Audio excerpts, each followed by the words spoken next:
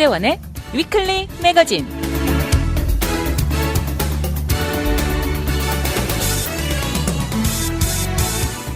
안녕하세요. 위클리 매거진의 문대원입니다. 어젯밤 어떤 꿈을 꾸셨는지요? 어떤 분은 좋은 꿈을 꾸셨을 수도 있고 너무 깊이 잠이 들어 꿈을 꾸지 않은 분들도 있을 것입니다. 그런데 사실 우리는 매일 밤 꿈을 꾼다는 것입니다. 단 하루도 꿈을 꾸지 않는 날이 없지만 단지 기억을 못할 뿐이라는 것입니다. 이렇게 잠잘 때 꾸는 꿈처럼 우리는 미래에 대한 꿈과 희망을 가지고 삽니다. 처음부터 꿈이 없는 사람은 없을 것입니다. 삶에 지쳐서 꿈을 잊어버린 사람이 있을 뿐이죠. 여러분들의 꿈은 어떤 것들이었는지요? 혹시 잠시나마 이것을 잊고 살고 계신 것은 아닌지 모르겠습니다. 마음을 다듬어 보고는 본인이 추구하고 꿈꾸던 것이 무엇이었는지 생각해 보는 것도 나쁠 것 없다는 생각입니다.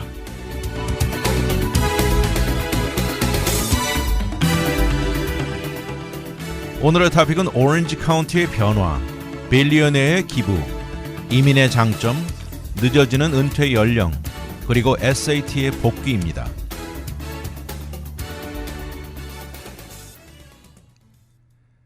캘리포니아주의 오렌지 카운티 있죠. 한인들도 많이 살고 있고 학군 좋고 살기 좋은 곳으로 알려져 있는데, 그리고 이곳은 역사적으로 전형적인 공화당 지역으로 알려져 있습니다. 그런데 이곳이 지난 수십 년간 많이 변했습니다.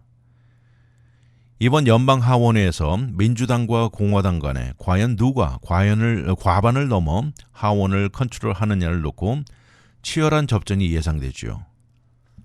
그러면서 이런 차원에서 봤을 때 오렌지 카운티가 열쇠, 키가 될 수 있다는 것입니다.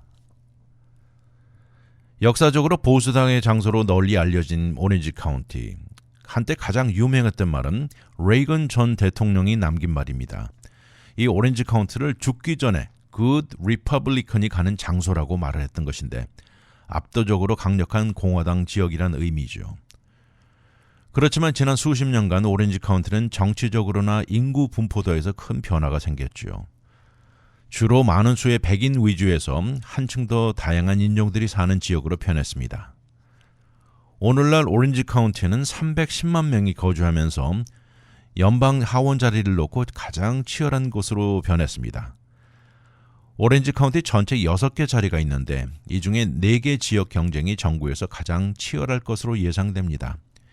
이 중에 한 자리는 그동안 하원 의원이었던 케이티 포러가 연방 상원 의원에 도전하면서 공석이 된 것이죠.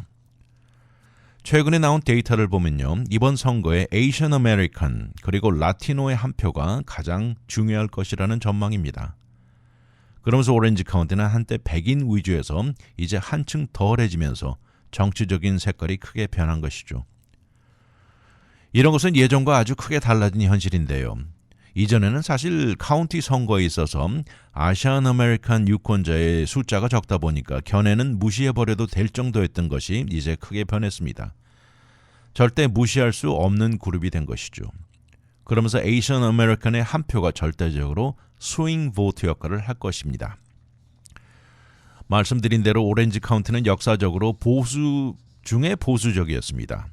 극우파 성향이 짙은 그룹들이 목소리가 크던 곳으로 이들은 Civil Rights, 인권 무브먼트도 반대했고요. 아이젠하워 대통령이 공산당이라는 음모론까지 퍼뜨린 곳입니다. 이렇게 1990년대까지 압도적으로 공화당 지역이었습니다. 물론 현재 민주당 쪽으로 크게 변한 현상도 영원히 지속되지는 않겠지만 이런 정치적인 변화가 예측되었던 것이 한층 더 빨리 일어나면서 많은 사람들을 놀라게 만들고 있습니다. 이후에 센서스에 나온 숫자를 보면 1990년대 오렌지 카운티의 백인 비율이 65%, 라티노 23%, 그리고 아시안 아메리칸이 10%를 기록했습니다.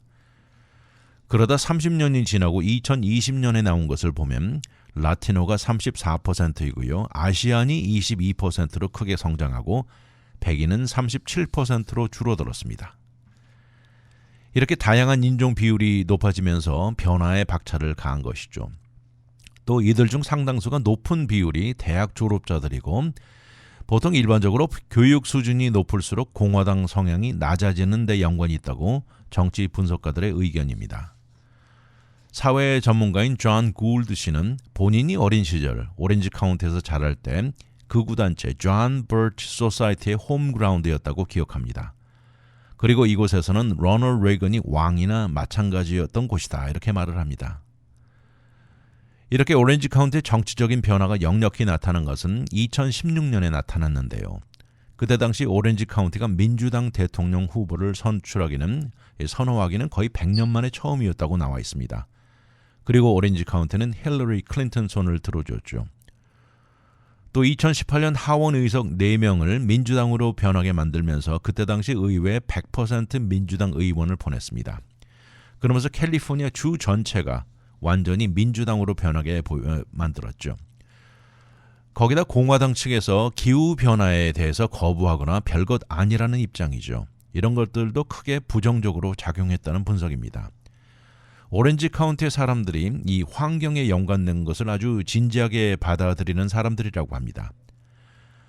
이유는 UCLA에서 강의하는 뉴튼 교수의 말에 의하면 오렌지 카운티가 이런 쪽에서 공화당에서 민주당 쪽으로 변해가는 이유라고 말하고 있습니다. 오늘날 오렌지 카운티 투표에서 민주당이 약간 리드하고 있음에도 여전히 공화당 세력이 아직까지는 세다고 합니다.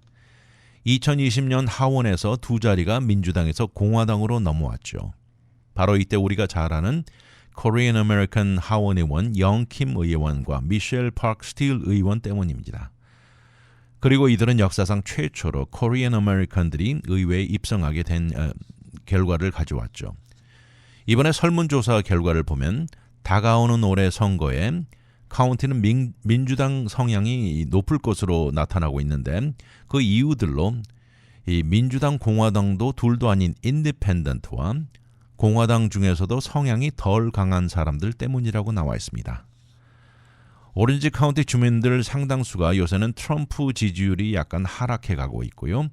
또 바이든 대통령을 싫어하는 정도도 약간 약해져 간다는 것입니다. 오렌지 카운티 주민들을 전체로 볼 때 앞에 말한 대로 교육 수준이 좀 높고요. 소유한 부의 가치가 높아지고 거기다 공화당을 추종하는 백인들이 아닌 경우가 늘어나면서 이런 변화가 나타나는 것입니다. 그러다 보니까 공화당이면서도 그 강도가 덜한 라티노나 에이션 아메리칸 그룹들이 앞으로 이번에 선출에 중요한 영향력을 행사할 것이라는 전망입니다. 이번 선거 결과를 보면 오렌지 카운티가 얼마나 변했는지를 알려줄 것이라고 말을 하고 있습니다. 이런 사람 중에 하나가 오렌지 카운티 에이션 아메리칸 어페어의 매니징 디렉터인 앤드루 지씨 입장인데요. 백인들이 주를 이루는 정치 색깔 리퍼블리칸에서 다양한 색깔의 문화와 인종으로 섞인 오렌지 카운티 정치 판도로 변하고 있다. 이런 것을 말하면서 이런 대규모 트랜스포메이션을 목격하고 있다 이렇게 말을 했습니다.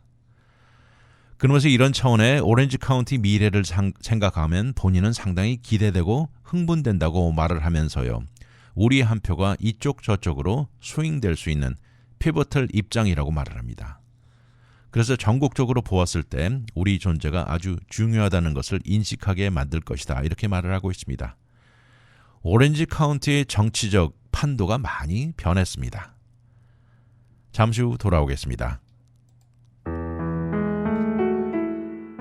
문대원의 위클리 매거진은 30여년간 오직 이민법만 다뤄왔습니다. 이민법 전문 변호사 4명이 함께 도와드리는 희망 법률 그룹 제공입니다.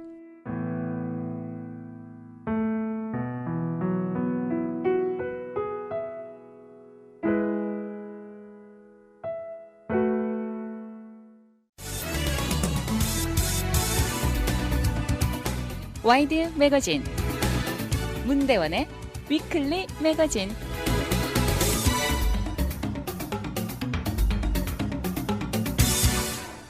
이번에 빌리어네어 재정 전문가의 미망인인 루스 거츠만 씨가 이분도 한때 이 학교 교수였고 현재 이사회 보드 오브 트러스티 회장을 맡고 있는데요. 바로 뉴욕 브롱스에 위치한 알버트 아인슈타인 메디컬 스쿨에 10억 달러를 기부했습니다.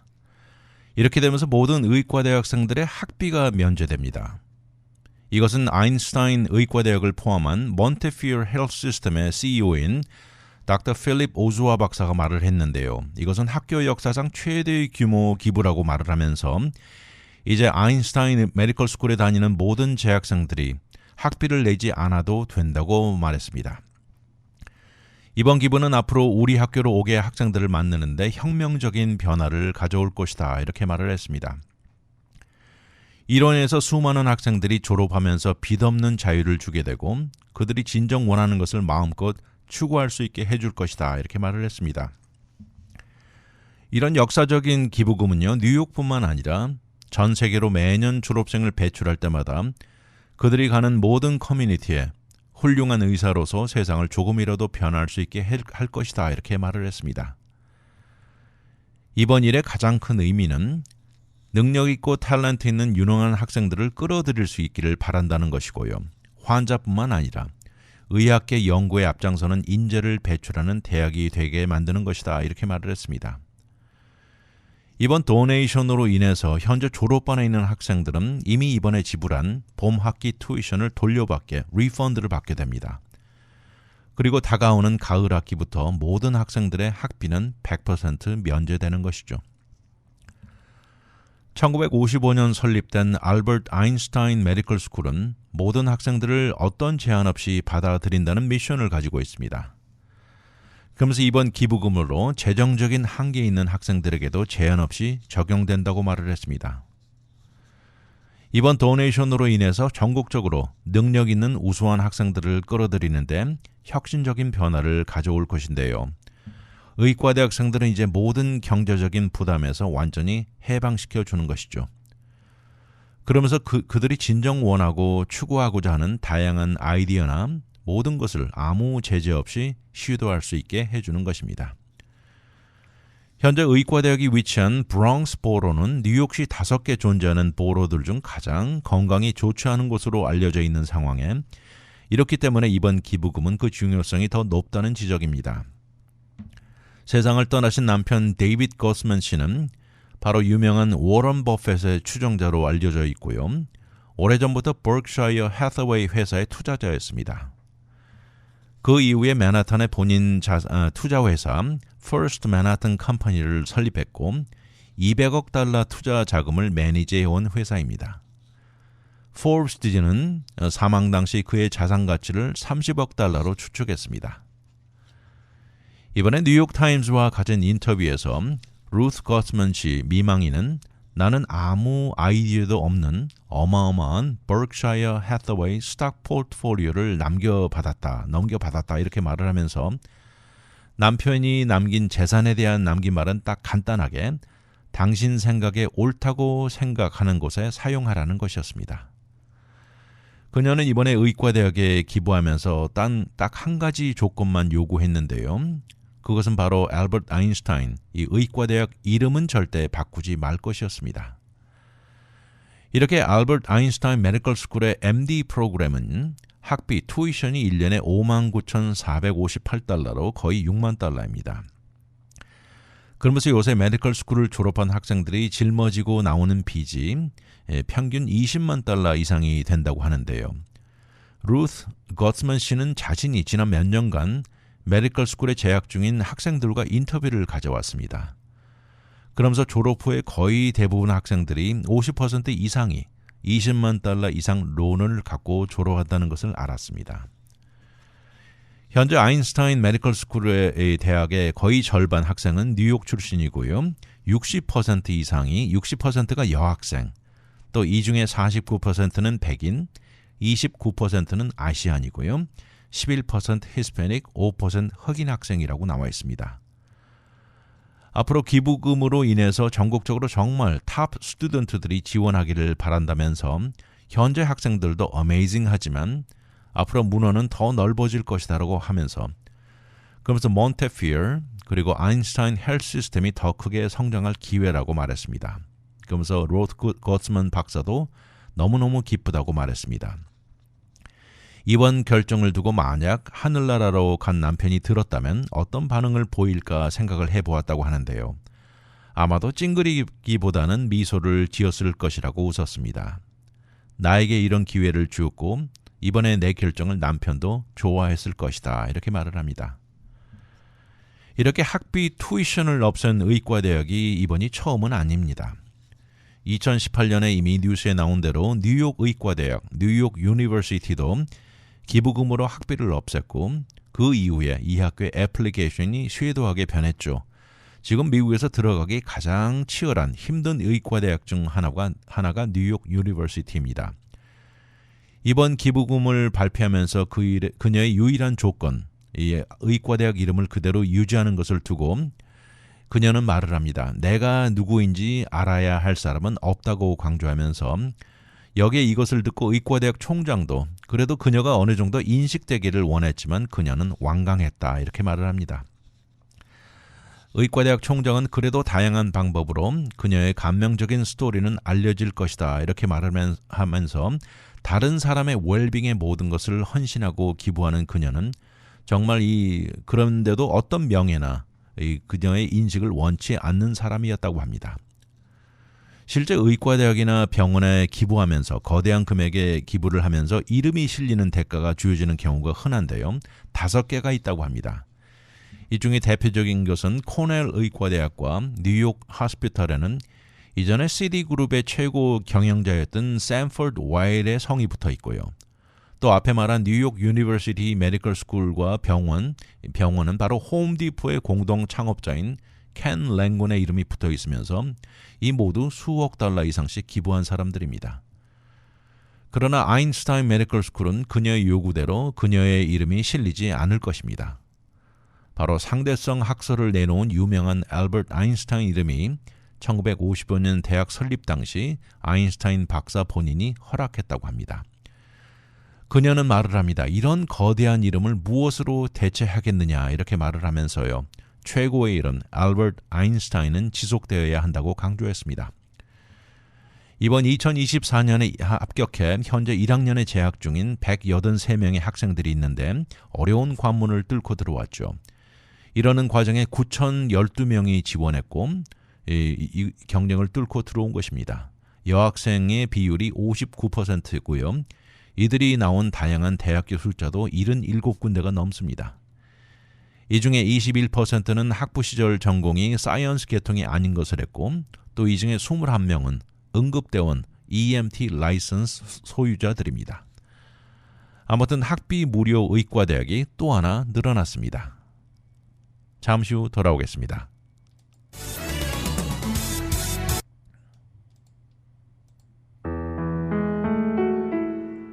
문대원의 위클리 매거진은 30여 년간 오직 이민법만 다뤄왔습니다.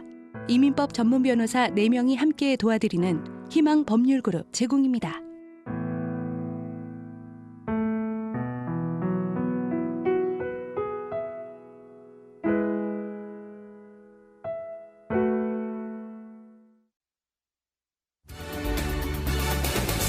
오늘의 미국 안 봐도 눈에 환합니다. 와이드 매거진 문대원의 위클리 매거진.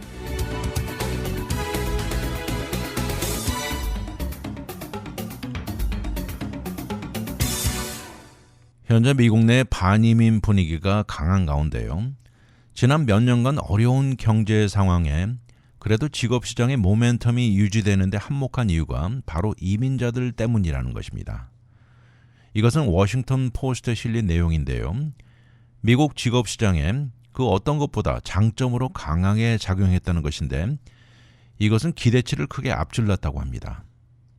이것은 팬데믹을 지나가면서 경기 침체, 리세션의 위험을 비교적 가볍게 연착륙하게 만드는 데 가장 큰 이유였다는 것이죠.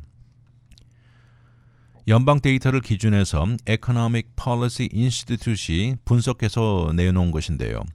이런 모멘텀은 작년 2023년 1년 내내 더 두드러졌다고 하면서 직업시장의 큰 성장에 이 절반 50%가량이 외국 태생 이민자들 때문이라고 말을 했습니다. 심지어 그 이전 2022년 중반 정도에도 외국 태생 노동자들의 노동 참여도가 엄청나게 높으면서 팬데믹으로 생겨난 노동력 부족을 메꾼 결과를 가져왔습니다. 그리고 팬데믹으로 붕괴되고 흐트러진 밸런스로부터 회복 차원에서도 외국 태생 노동자들은 미국 태생 노동자들보다 빨랐다는 것이죠. 그러면서 이 기간 동안에 임금이나 수입도 이 증가폭도 한층 더 컸다는 것이죠. 경제가들이나 노동 분야 전문가들이 입을 모아서 팬데믹 가운데 모든 것이 셧다운되고 이 다양한 셧다운 산업계로 인해서 전 국가의 경제를 미친 이 위협을 감당하고 이런 문제를 푸는데 외국에서 태어난 외국 태생 노동력으로 인해서 얻은 결과가 최고 중요한 열쇠가 되었다 이렇게 말을 합니다. 달라스 지부의 페더럴 리저브 뱅크의 최고 경제가인 피어 오리니오 씨는 이민의 여파는 여전히 강력하다 이렇게 말을 했고요. 이것으로 얻은 혜택은 천문학적이다고 말했습니다. 이 기간 동안 이런 노동력의 성장은 절대 미국 태생 미국인들로만은 불가능한 것이었다 이렇게 말을 합니다. 이러함에도 현재 이민 정책을 두고 미국 내 완전히 양분화된 입장이죠. 현재 정치계의 가장 뜨거운 이슈입니다. 최근에 갤럽이 실시한 설문조사 결과를 보아도 대다수의 미국인들 생각도 그렇습니다. 미국인들 생각에는 이민 정책이 지금 인플레이션 문제를 뛰어넘어 가장 큰 문제라고 말을 합니다. 바이든 대통령이 취임 이후 엄청나게 기록적인 이민자들이 국경을 넘어서 미국으로 들어왔죠. 2023년에 이어 연 2년 동안 매년 200만 명을 넘어갔습니다. 이러면서 뉴욕과 시카고, 덴버 같은 도시들은 텍사스주가 버스 태워보낸 이민자들로 고전 중이라고 합니다. 이런 위기에 워싱턴 정부는 해답을 찾지 못하고 있습니다. 공화당 상원 의원들과 또 상당수 민주당 상원 의원들은 최근에 미국 내 망명 시스템의 변화와 또 국경을 효율적으로 닫는 내용이 포함된 1,180억 달러에 해당하는 내셔널 시큐리티 패키지에 반대하는 한 표를 던졌죠. 미국인들의 대다수 입장도 그렇습니다. 바이든 대통령의 국경 문제 정책에 실망하고 있는 현실이라고 하는데요. 공화당 경선 후보가 거의 확실시 되어 가고 있는 트럼프 전 대통령은 본인이 이번에 11월에 당선된다면 불법 이민자들을 추방하는 강력한 시행법을 강조하고 있는 현실입니다. 공화당 정치가들은 최근에 강력한 목소리로 이민자들이 경제를 망가뜨리고 미국인들의 직업을 빼앗아간다고 주장하고 있죠. 그러나 최근 나온 경제 뉴스들은 완전히 반대의 결과를 보여주고 있는 것입니다. 현재 최근 들어와 이민자들 중에 합법 이민자와 불법 케이스에 대한 정확한 데이터는 없는데요. 그렇지만 지난 가을에 퓨 리서치 센터가 내놓은 예상 수치를 보면 2021년 외국 태생 노동자 전체 중에 불법 이민자가 22% 정도라고 했고 이것은 2007년에서 2021년 사이 불법 이민자 숫자가 14% 증가한 것으로 나타났습니다. 올가을에 과연 누가 대통령에 당선이 되든지 앞으로 수년 동안 이민자들이 미국 경제에 가하는 영향력은 거대할 것으로 추측되고 있습니다. 미 의회 버짓 오피스에서 내놓은 가장 최근에 나온 예측을 보면 2033년까지 가서는 미국의 노동력은 520만 명으로 늘어날 것이고 이 중에 가장 큰 이유는 이민자 숫자 증가 때문이라는 지적이죠. 이것의 의미를 달러로 나타낸 것이 있는데요. 이 의미는 앞으로 10년 동안 이민자 증가 없이 이루어낸 경제에 비교해서 이민자로 인해서 미국 경제는 70조 달러 추가 성장을 이룰 것이라는 지적도 나와 있습니다. 현재 49살의 알렉산더 산텐더라는 이민자 중 한 사람이 있습니다. 알렉산더는 지난 가을 2명의 어린 자녀를 포함해 가족을 동반하고 베네수엘라에서 텍사스 국경을 넘어 들어왔습니다. 그리고 이번에 망명을 신청했습니다. 너무 끔찍한 journey였다고 말하면서요. 현재 이 망명 케이스 결과를 기다리는 중입니다. 베네수엘라에서 살 때 수년 동안 먹을 것이 부족해서 고생했다고 말을 하면서 미국에 도달할 수 있어서 하늘에 감사한다 이렇게 얘기를 했고 이미 이곳에서 더 좋은 기회를 맞고 있다고 말했습니다. 연구가들은 오랫동안 미국 역사의 이민은 미국 경제 성장에 큰 도움을 주는 원동력이었다 이렇게 말을 합니다. 트럼프 정부 시절 이민 정책을 금지하는 수많은 대통령 차원의 정책이 이어졌다고 하면서 그러다 팬데믹이 터지면서 국경은 더 굳게 닫혔죠. 팬데믹 직전인 2017년과 비교했을 때 미국 내 일하는 이민자 숫자는 이 당시 110만 명이 줄어들었고 2021년 말 가서는 200만 명 이상 이 레벨이 떨어졌다는 것입니다. 그러다 바이든 정부가 들어서면서 국경을 넘는 이민자들이 증가하기 시작했죠. 근데 보통 경제가 정상적인 상황일 경우에는 새로이 들어오는 이민자들은 저렴한 임금에도 일을 하려는 의도가 있기 때문에 결국 전체 임금이 내려가게 만든다는 것입니다. 아무래도 불법 이민자들은 더 높은 임금을 요구할 특별한 레버리지가 없기 때문이죠. 그렇지만 지난 몇 년간은 절대 정상적인 경제가 아니었죠. 이 기간 동안은 모든 고용주들, 사람을 구하는데 절대적으로 절망적이면서 일자리는 넘쳐난 것입니다. 앞에 말한 알렉산더 씨는 덴버에 도착하자마자 서류 미비자임에도 곧장 일터를 잡게 되고 지붕 루핑 계통에서 일을 시작했습니다. 시간당 $12로 일을 했는데 이것을 받고도 이것은 베네수엘라에서보다 몇 배 더 벌었다는 것입니다. 아이들에게 풍부한 음식을 가져다 줄 수 있었던 것이죠. 그러다 지난 1월에 워크 퍼밋을 드디어 받고 목재 공장으로 일터를 옮겨 지금은 시간당 $20를 받고 일하고 있습니다. 그의 꿈은 충분하게 저축해서 모국에 집을 짓는 것이라고 합니다. 아무튼 이민 정책을 두고 찬반의 분위기가 뜨거운 가운데 지난 몇 년간 팬데믹 동안 미국 노동시장을 굳건히 지켜낸 것은 이민자들로 인한 것이라니 놀랍습니다. 잠시 후 돌아오겠습니다. 문대원의 위클리 매거진은 30여년간 오직 이민법만 다뤄왔습니다. 이민법 전문 변호사 4명이 함께 도와드리는 희망 법률그룹 제공입니다.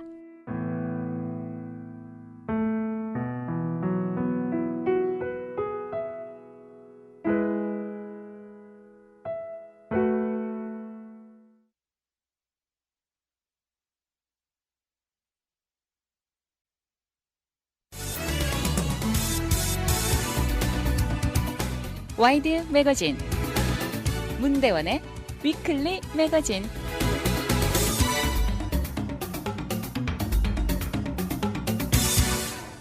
과연 베이비 부모들이 언제까지 일할까요? 이제는 반농담으로 일하는 것은 멈춤은 없다라는 말도 나오고 있습니다. 77살 되는 사람이 열심히 일하는 사람도 놀랍지 않고요. 81살임에도 지난 50년간 해오던 일을 계속하는 여성도 있습니다. 이렇게 현재 미국 내 수많은 60대와 심지어 70대에도 열심히 일하는 비율이 상당히 높습니다. 작년에 나온 것을 보면요.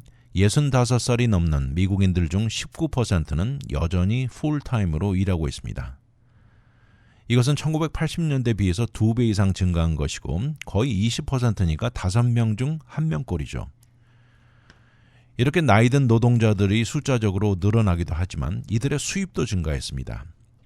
2022년 65세 이상 연령층의 평균 수입은 시간당 $22인데 이것은 1980년대 시간당 $13에서 크게 증가한 것이죠.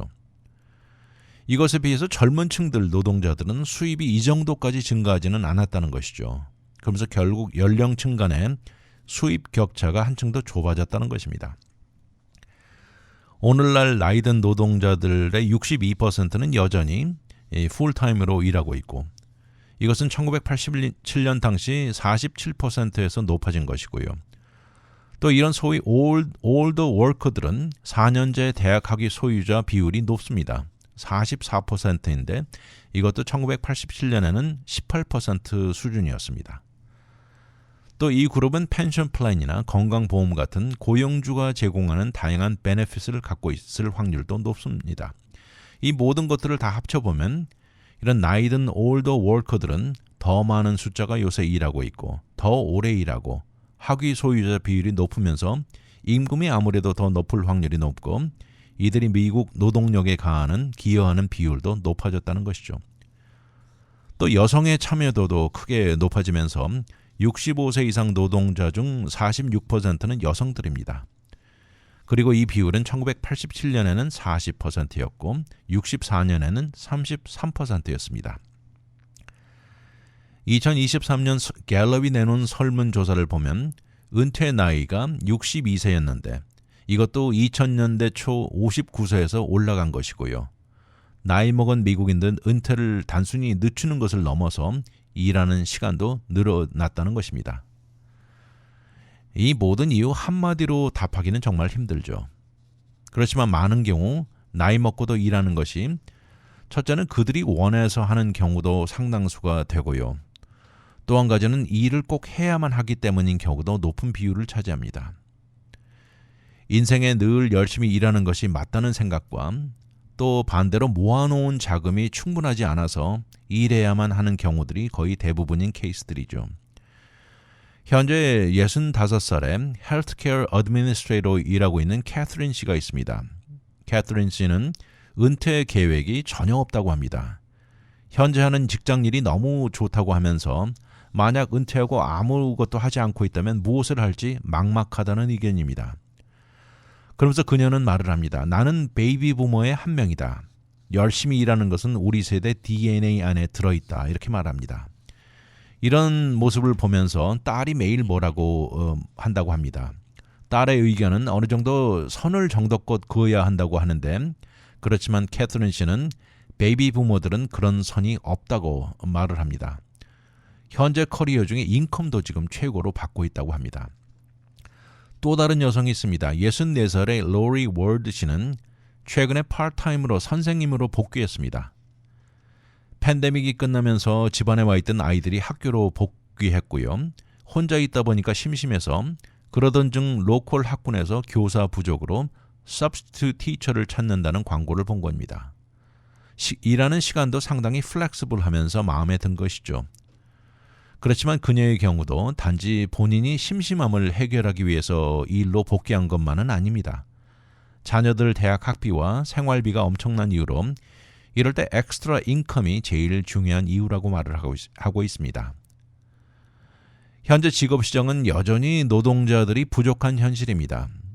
그런 상황이다 보니까 대학을 나오고 백그라운드가 어느 정도 괜찮은 사람들이라면 지속적으로 직장을 잡고 일하기 좋은 환경입니다. 거기다 이제는 특정 나이가 되면 은퇴를 꼭 해야 한다는 이런 사회적인 인식이 한층 더 약해진 현실에 우리가 살고 있다는 점도 작용합니다.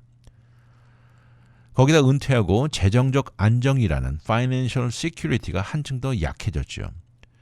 이런 이유는 지난 수십 년간 임금의 상승폭이 저조했고 경기 침체, 높은 인플레이션, 펜션 플랜들도 예전보다 많이 사라지는 것들이 복합적으로 합쳐진 결과이죠. 이런 문제들은 전 세계적인 문제입니다. 인간의 수명은 점점 더 길어지고 정부가 약속한 은퇴연금도 부족해서 이렇게 되면서 결과적으로 은퇴 나이라고 부르는 소위 full retirement age가 점점 늦어지고 있죠. 작년에 프랑스에서 있었던 일인데요. 정부가 은퇴 연령을 62에서 64세로 올린다는데 전국적인 시위가 벌어지기도 했죠. 그렇지만 결국 법이 통과되고 말았습니다. 이런 것은 미국인들 중에서 1960년 이후에 태어난 사람의 경우 이 full retirement benefit을 받게 되는 나이가 67세가 되었습니다. 물론 62살이 돼서 은퇴할 수도 있고 은퇴 소셜 시큐리티 베네핏을 받을 수는 있지만 그 액수가 한층 더 적죠. 이런저런 이유 때문에 특별한 문제가 없다면 계속 일하는 이유가 되는 것이죠. 거기다 경제적인 여유를 갖추지 못한 경우 일을 꼭 계속해야 하는 경우도 많습니다. 2022년 설문조사 결과를 보면 55살에서 64살 사이 이 중에 43%가 은퇴 준비가 전혀 없다는 것이었습니다. 이런 이유로 82살 된 남성이 월마트에서 캐셔로 일하는 경우도 있고요. 또 매일 나가는 비를 내기 위해서 89살 남성이 피자를 딜리버리하는 케이스도 있을 정도입니다. 이제 베이비 부모 세대들도 60대와 70대 나이로 접어들었습니다. 노동력의 평균 나이는 점점 높아져 가면서 미국 문제만이 아닙니다. 고령화하면 대표적인 국가가 일본인데요. 일본은 2031년에 가서 전국의 노동력 평균 나이가 무려 55살 이상으로 내다보고 있습니다. 노동력의 나이를 한번 보면 미국에서 1950년에서 90년 사이 이 40년 기간 동안 64세 이상 노동자 비율은 감소해 왔습니다. 왜냐하면 이렇게 나이를 먹으면 은퇴하고 소셜 시큐리티 베네핏을 받는 이유였습니다. 그리고 그때 당시에 이런 것이 올바른 것으로 간주됐죠. 그러다 90년대 들어서면서 그 방향은 반대로 바뀌었습니다. 노동자 중 65살 이상이 큰 폭으로 증가하기 시작했고 소셜 시큐리티만 의존해서는 안 된다는 현실이 크게 작용했습니다. 거기다 퓨 리서치 센터 숫자를 보면 올더 워커들 중에 상당 비율이 자영업, 셀프 임플로이드로 인해서 본인의 스케줄도 마음대로 정하기 쉽게 되고 이것 역시 일을 지속적으로 하는 이유가 될 수 있다는 것이죠. 기술의 발달로 예전보다 육체적으로 힘든 노동의 비율도 줄어들어서 집에 앉아서 할 수 있는 가능성도 여기에 기여하는 이유입니다. 그러나 모든 올드 워커들이 하는 일이 모두 편한 것만은 아닙니다. 여전히 힘들고 위험도 따르는 일도 많습니다. 특히 나이 든 여성들이 종사하는 케어기빙 분야는 양로원, 또 집에 가서 돌보는 도우미 일들이 많이 있는데 이런 일들 엄청나게 힘들다는 지적입니다. 이들의 중간 연령은 55살로 나와 있습니다. 아무튼 현재 은퇴 나이는 점점 더 늦어지고 있으면서 본인이 원해서 선택하는 경우도 있지만 필요에 따라서 이렇게밖에 할 수 없는 경우가 높은 비율을 차지하고 있습니다. 잠시 후 돌아오겠습니다. 문대원의 위클리 매거진은 30여 년간 오직 이민법만 다뤄왔습니다. 이민법 전문 변호사 4명이 함께 도와드리는 희망 법률그룹 제공입니다.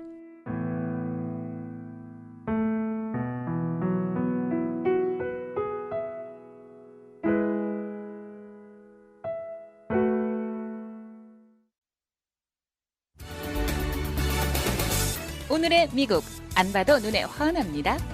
와이드 매거진 문대원의 위클리 매거진.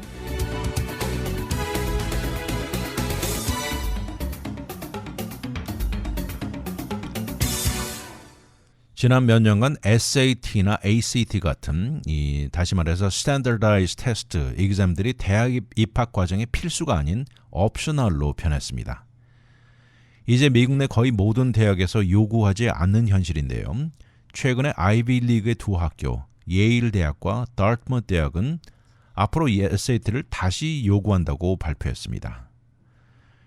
이러면서 미국 내 수천 개 대학들 간의 입학 어드미션을 두고 과연 어떤 방향으로 가는 것이 좋을지 찬반이 쏟아질 전망이라고 교육 전문가들이 말하는데요. 현재 미국 내 수천 개 대학은 SAT를 요구하지 않고 있습니다. 이것은 팬데믹이 시작될 때 몇 개 엘리트 대학들이 시험 요구 조건을 없애면서 큰 변화의 물결이 일어나게 되었죠. 이런 시험을 보는데 상당수의 어려움이 존재합니다. 특히 팬데믹 가운데 문제점이 두드러졌죠. 테스팅을 보는 장소도 크게 제한적이었고 시험 준비하는 학생들에게 주어진 시간도 부족했던 것이죠. 거기다 이런 시험을 반대하는 측에서는 오랫동안 이런 시험이 불평등 문제에 더 부채질을 한다는 지적이었습니다. 이런 시험에 무게를 많이 둔다는 것은 배경이 어려운 학생들에게 절대적으로 불리하다는 주장을 해왔죠. 그런 상황에 팬데믹 동안 대학 측도 상당수의 제한들을 쉽게 느슨하게 바꾸면서 모든 학생들에게 입학 과정을 상당히 간단하게 변형시켜 왔습니다. 그러나 많은 대학들 중 재고려 중이라고 하는데요. 지난주 아이비 리그의 대표 대학 예일 대학은 반대 방향을 결정해서 발표했습니다. 앞으로 예일 대학의 입학 애플리케이션을 낼 때 시험 성적이 제출이 요구되는 것이죠. 그리고 학교 역사상 처음으로 AP 또는 IB 시험 성적을 내는 것도 허용하기로 결정했습니다. 이번에 예일 대학의 결정은 지난 2월 초 같은 결정을 내린 다트머트 대학, 그리고 2022년 같은 결정을 내린 MIT에 이어진 것이었습니다. 물론 많은 숫자 아이비 리그 대학은 아니지만 이렇게 엘리트 대학들의 이런 변화를 결정하는 이유는 무엇일까요? 그들이 주장하는 것은 최근에 몇 개 연구 결과를 보면서 시험 점수가 실제 입학 결정을 내리는 데 도움을 준다는 것입니다. 특히 입학 여부가 불투명한 학생들 애플리케이션의 최종 결정을 내리는데 큰 도움을 준다는 것이죠. 그동안 이런 스탠더라이즈 테스팅을 반대하는 측이 주장하는 것 중 대표적인 것이 불평등이란 이유였죠. 어려운 상황에 처해 있는 학생들에게 절대적으로 불리하다는 주장이었습니다. 이런 것을 뒷받침하는 연구가 하버드 대학 경제가들 그룹인 Opportunity Insights가 내놓은 것이 있는데요. 이것에 의하면 저인컴 가정 자녀들이나 다양한 불리한 배경의 학생의 경우 다니는 학교의 질적인 차이 또 이런 것들이 모두 사는 지역에서 얻는 다양한 경험도 제한적이면서 이 환경적인 이유로 이 주장을 했던 것이죠.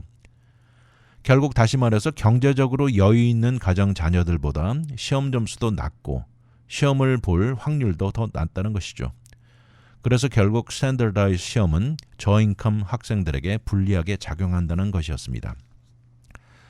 그러나 실제로 이런 것과 반대로 대학 입학 사정관 쪽 견해로 볼 때 높은 시험 성적을 얻은 저인컴 가정 출신의 학생의 경우 그들의 대학에 들어와서 좋은 성적을 내고 성공적인 대학 생활을 이룰 수 있는 확신을 갖게 해준다는 것을 주장합니다.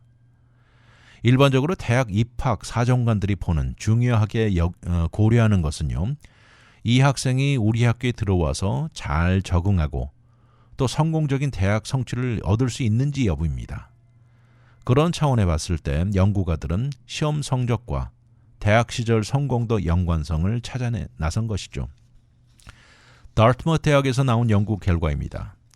이들이 보는 견해에서는 시험 성적이 이 학교에서 하이스쿨에서 받은 GPA나 에세이, 선생님들 추천서들보다 대학에 들어와서 퍼포먼스를 측정하는데 오히려 더 좋은 척도로 더 정확한 정보를 준다는 결론을 내린 것입니다. 그리고 한 걸음 더 나아가 상황이 불리하게 처해 있는 학생 중 능력이 있는 학생을 골라내는데 시험 성적이 한층 더 가능하게 해줬다는 주장이죠. 현재 시험이 많은 대학에서 옵셔널인 상황에 시험 성적을 잘 받은 어려운 환경의 저인컴 가정의 학생들 중 상당수는 시험 성적 제출을 하지 않게 되고 이렇다 보면 결국 이런 학생을 찾아내려는 입학 커미티 눈에 들어오지 않고 기회를 날려버리는 결과를 가져올 수 있다는 점을 강조하죠. 심지어 시험을 반대하는 이 앞에 말한 Opportunity Insight 연구가들도 시험 성적과 아이비 리그 플러스 대학들에서 들어와서 석세스와 연관을 조사했습니다. 여기서 아이비 리그 플러스라는 것은 아이비 리그 대학 8개 대학에다가 스탠포드, MIT, 듀크, 유니버시티 오브 시카고를 합친 것입니다.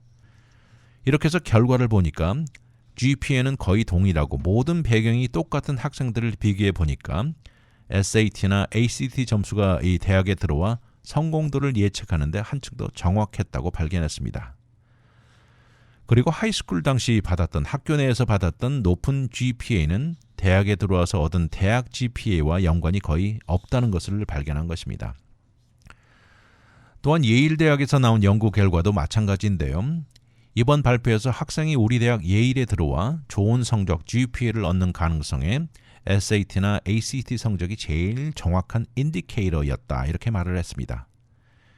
이 사실은 가족 인컴의 다양한 인종 요소들을 적절하게 수정해서 분석한 결과까지 얻었는데 마찬가지였다고 강조합니다. 결국 SAT나 ACT 시험이 불균등이 어느 정도 작용할지는 모르지만 그렇지만 동시에 대학 측으로부터 어려운 환경에 있지만 어려운 도전을 헤쳐나가면서 이겨내는 학생을 찾아내는 기회를 준다는 것이었습니다. 예일과 다트머트는 그들 대학의 입학 여부 분석하는데 시험 성적은 전체 그림의 일부라는 점도 강조합니다. 팬데믹 이전에 시험 성적을 적용할 당시에도 예일 대학의 다양성 노력에는 어떤 문제도 없었다고 강조하면서 그때 당시에도 예일 대학의 입학생 중 상당수가 이 중에 가정에서 첫 번째로 대학에 들어온 경우였고 또 저인컴 소수민족 학생들 비율이 아주 높았다고 강조합니다. 현재 미국 내 최소한 1825개 4년제 대학에서는 SAT와 ACT가 시험이 요구되지 않는 현실입니다. 이것은 80%가 넘는 비율인데요. 앞으로 추가 대학들의 이 비슷한 움직임이 일어날지 아니면 소수 아이비 대학 리그들의 뉴스거리로 끝날지 두고 볼 일입니다.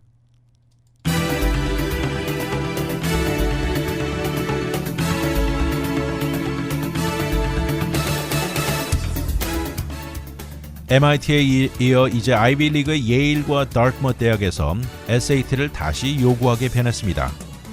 경쟁이 치열한 명문 대학들에게 가장 중요하게 보는 관점 중 하나는 학생이 입학 후 얼마나 잘 적응하고 최고 능력을 발휘할 수 있는지를 측정하는 것입니다. 이런 관점으로 볼 때 스탠더다이즈 테스트는 학생의 GPA보다 더 정확하다는 주장입니다. 그리고 이런 시험은 가정 환경이 좋지 못한 학생의 경우 부정적으로 작용한다고 하지만 실제로 이런 시험은 학교 성적이나 어떤 추천서보다 더 정확한 척도를 제공한다는 것입니다. 그러나 대학의 입학 통보를 받는 과정의 시험 성적은 그들이 보는 모든 것의 일부라는 점은 잊지 말아야 합니다. 위클리 매거진은 인터넷을 통해 다시 들을 수 있습니다. radiokorea.com에 들어와 다시 듣기를 누르시고 편안한 시간에 들으십시오. 또한 위클리 매거진을 유튜브에 들어와 RKTV 1540을 통해서도 들을 수 있습니다. 지금까지 위클리 매거진 진행의 문대원이었습니다. 감사합니다.